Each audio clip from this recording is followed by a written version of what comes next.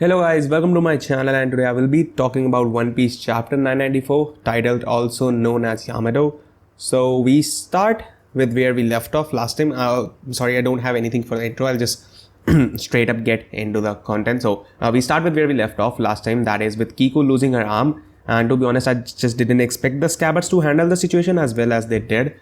I fully expected them to panic and lose their composure, but that didn't happen at all. Rather, they were like pretty calm about it, which makes sense since from the get-go they were willing to give up their life for the Kozuki clan, so losing an arm isn't a big deal for them. So what happens is Kinemon ties Kiku's wound so the bleeding stops. You know, when like somebody's arm gets cut or something, they just tie around it so the bleeding stops, and then just burns the wound shut with his like fire style or something. And as I told earlier, I wasn't expecting them to handle the situation this easily. So I was kind of surprised, and honestly, I really liked it.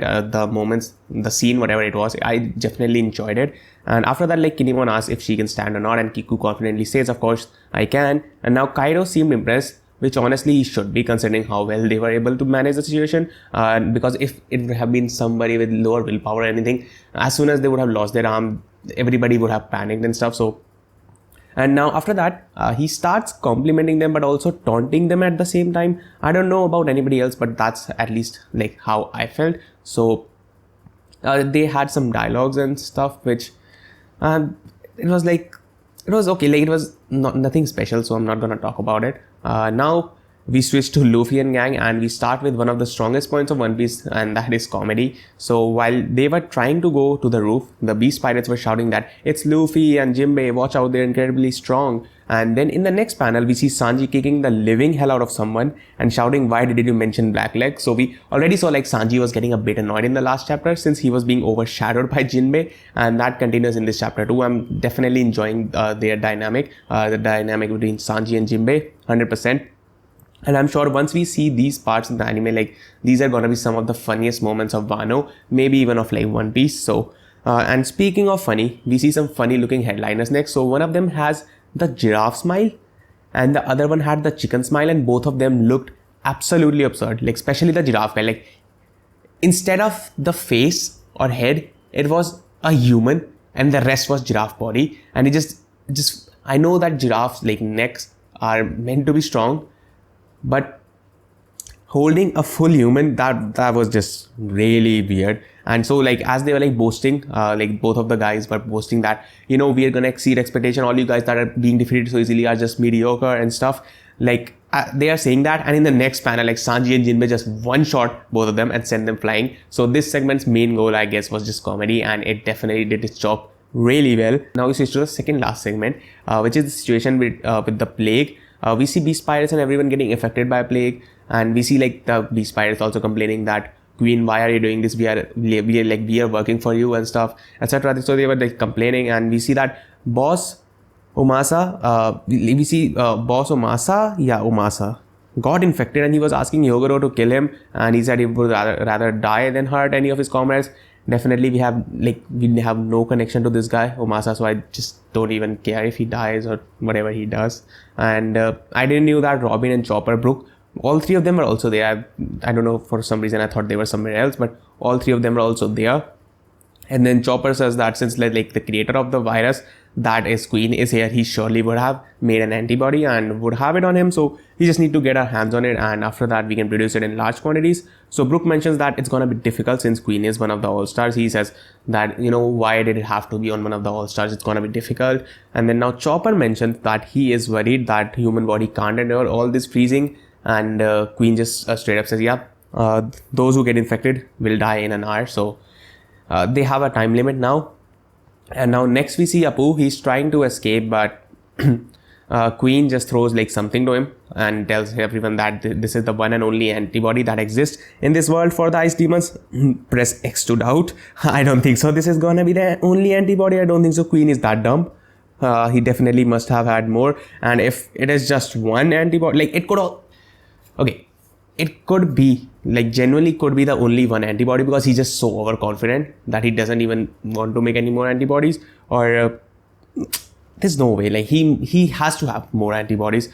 He definitely has to have. I don't think so that is the only one and only. And honestly, I just don't like besides that, I just don't care about this part of the story for now. I don't like Queen. Like King, I definitely enjoy his character a lot, but for some reason Queen, I just not a big fan. And Apu also, I just don't like care about him either. All I want to see is like, I'm not even like, it's like I want to see Zoro versus Queen, but I think so that's going to be the best part of like once we reach there. So until it gets there, like I am not gonna be interested in this portion of the story, or if something else happens we'll see, but for now I'm definitely not interested. And talking about interesting, we switch to Yamato now. We see young Yamato at Oden's execution. She was still wearing a mask back then too. So Shinobu asks Yamato to protect Momo, and Yamato replies that she was present during the Oden's execution and she was moved by Shinobu's words that day, and also moved to tears by Kozuki, like Oden, how Kozuki Oden lived his life.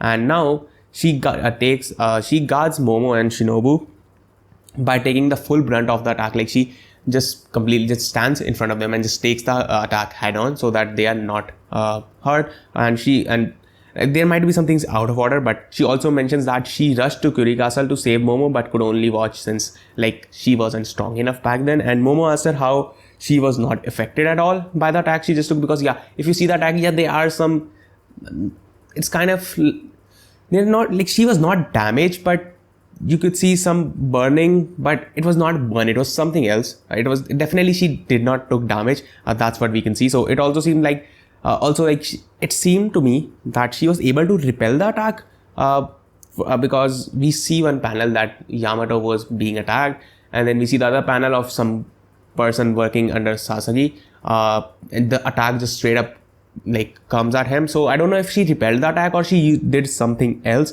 I don't know, at least that's how it looked to me, that she repelled the attack. And even like Sasagi was shocked to see how like powerful Yamato is. Now again, like Yamato being the badass she is, a short while ago, she says that a short while ago I introduced myself as Oden, but I'm also known as Yamato and I'm prepared to die for you. And yep, that's how the chapter ended. Like what a strong end to a really, really good chapter. Like I'd say from past like 2-3 chapters, this was the best one.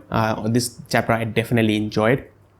And one thing for sure is that I'm falling in love with Yamato. Of course, not literally, but you get what I mean. Like every chapter, my love for Yamato just keeps on increasing and increasing. Like she is just such a good character. And also I'm really interested in seeing what kind of powers does Yamato have, because I don't know, does she have a devil fruit or is it something else? Can she use haki? We don't know what else, like what can she do. And also of course we'll have to wait a lot of time, since next week unfortunately is a break. Yes, you heard it right, no One Piece chapter next week.